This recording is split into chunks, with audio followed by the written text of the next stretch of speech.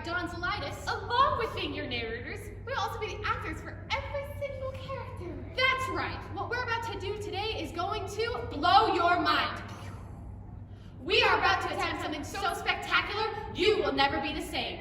If you need to go to the bathroom, go now and we'll wait. We don't want any accidents. Just a little bit of background. The brothers Grimm are brothers named Grimm. They're dead. Oh well. In the period before they died, they wrote 209 fairy tales that we know today. They didn't write them. The brothers Grimm did not write 209 fairy tales we know today. They are frauds. We should dig up their graves and spit on their graves. No. I'm just saying they were collectors of stories. Oh, never mind that last part.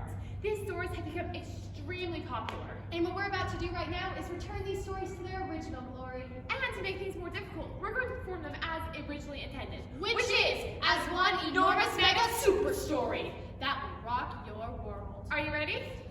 This is a duo About a book, about a play, about 209 fairy tales. They are classic stories that everybody knows. There are two sides to every story, each with its own meaning. And more. Take Cinderella, for example. Some say the moral of the story is you'll find your happily ever after if you follow your dreams.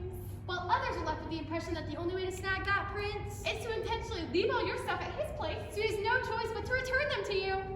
So really, the storyteller gets to decide which side of the story you get to hear. We're not telling either side. This is the Brothers Grimm Spectacular-thon by Don's Elitis. For our first story, The Girl and the Devil. Once upon a time, there was a girl who was raised by wolves, whose mother died in childbirth, who was abandoned by her father, who could spin straw into gold, and also made a deal with a series of elves. if he would help them make shoes. There's also a talking fox in there somewhere. And she was beautiful. Because nobody cares about ugly people. I care about ugly people. Nobody cares about you.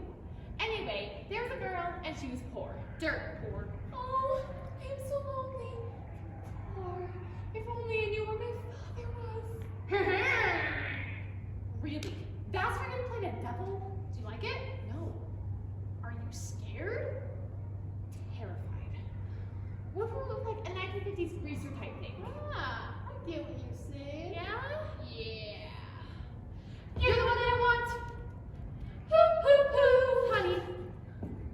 Excuse me, but I couldn't help but overhear your tale of misery and woe. Tell you what, I will grant your heart's desires if you just give me one small thing. That sounds like a wonderful bargain. Just sign this contract, and your dreams shall come true. Ooh. What did I just sign? What did I just do? Oh well. It was a good date for the girl. She fell in love with the prince. And grew extremely rich. And conceived a child. How did this happen? Well, you see, kids, when a prince and a princess love each other very... Your magic! The magic of the devil! Oh, that's where babies come from. Ah! She's so beautiful. Years passed and the child grew into an elegant, charming, beautiful teenager Rapunzel. Oh. Excuse me. Excuse me. What? Your time is up. What do you want? See this contract that your mama signed?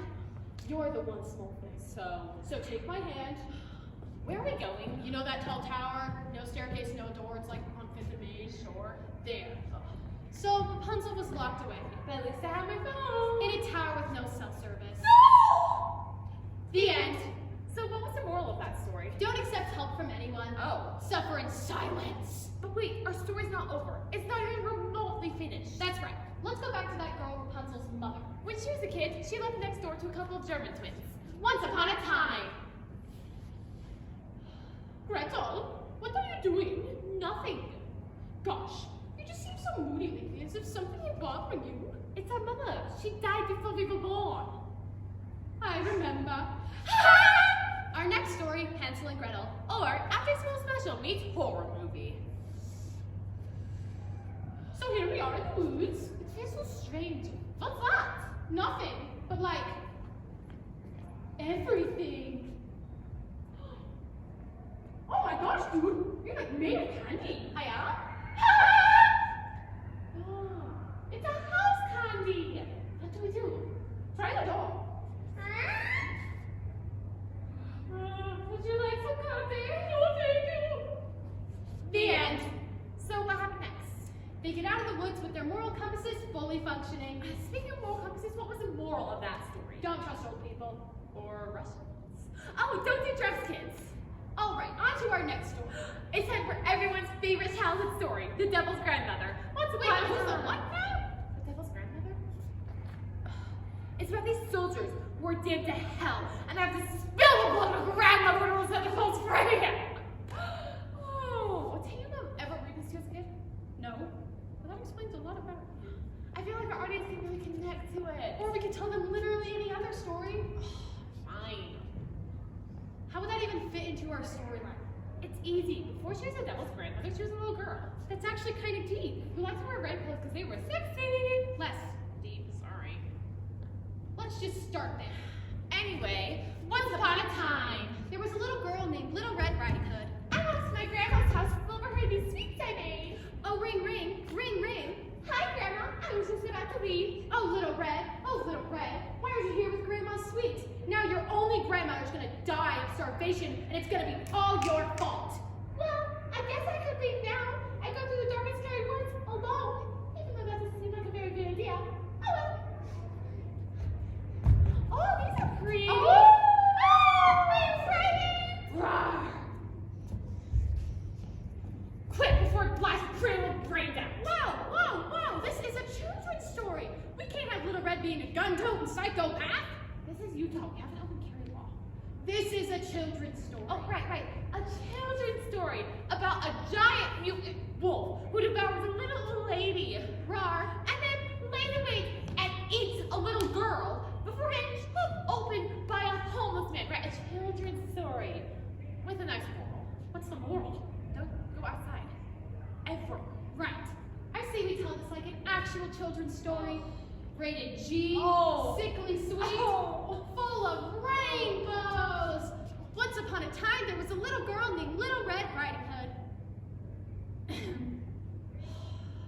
Oh boy, am I in the dumps. It's a rainy day, and sometimes I get sad on rainy days. Oh, hi, Wolfie. Hi, Little Red. What seems to be the trouble? It's a rainy day, and I get sad on rainy days. Do you want to know a secret? Huh? Sometimes I get sad too. Really? A big wolf like you? And you want to know what I do? I sing a song. Can I sing along? Yo, VIP. Do do do do do do. Do do do do do. Let's kick it. Ice, ice, baby. That sure was a wonderful song, Wolfie. Bye, Wolfie. Bye-bye. The end. Okay, I think it's time for a lightning round recap. Thank goodness. Otherwise, no one will really have any idea what's going on. Right, cool. So Little Red's name was actually Grimm, and she grew up to marry a traveling woodcutter. And they had a daughter who'd eventually give birth to the devil. And that's how Little Red became the devil's grandmother. And Little Red lived a long time until that soldier came and cut out her heart. But then the devil was born, so he made deal with a dirt poor girl. And that dirt poor girl would give birth to Rapunzel, who I think is still in that tower in 5th and Main. My Snapchat won't load. Hashtag first world problems. Yep. Think that's about it. And they lived happily ever after. The end? The end.